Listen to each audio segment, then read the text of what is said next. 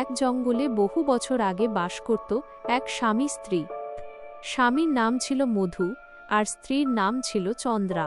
চারিদিকে উঁচু উঁচু গাছ, পাখির ডাক আর ঝরনার শব্দে ভরা সেই জঙ্গলেই ছিল তাদের ছোট্ট কুঁড়েঘর।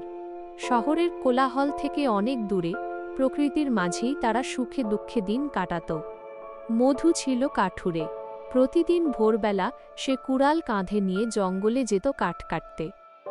চন্দ্রা বাড়িতে থেকে রান্না করত, জঙ্গলের ফলমূল কুড়িয়ে আনত আর স্বামীর জন্য অপেক্ষা করত। তারা খুব গরিব ছিল, কিন্তু তাদের মনে কোনো দুঃখ ছিল না। অল্পতেই তারা সুখ খুঁজে নিতে পারত।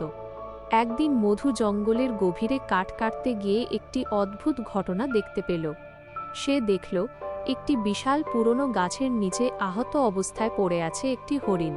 হরিণটির চোখে ভয় আর যন্ত্রণা। মধুর মন নরম হয়ে গেল।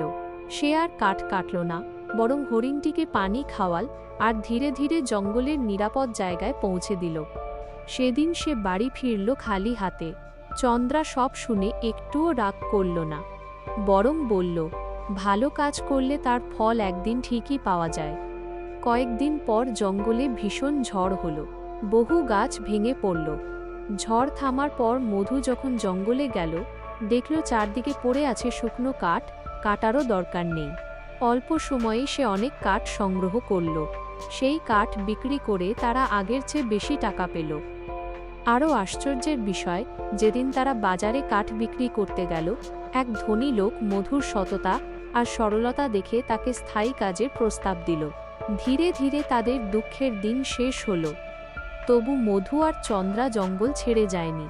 তারা আগের মতোই সাদাসিধে জীবন বেছে নিল, কারণ তারা বুঝেছিল প্রকৃতির সঙ্গে মিলেমিশে সৎভাবে বাঁচলেই আসল সুখ পাওয়া যায়।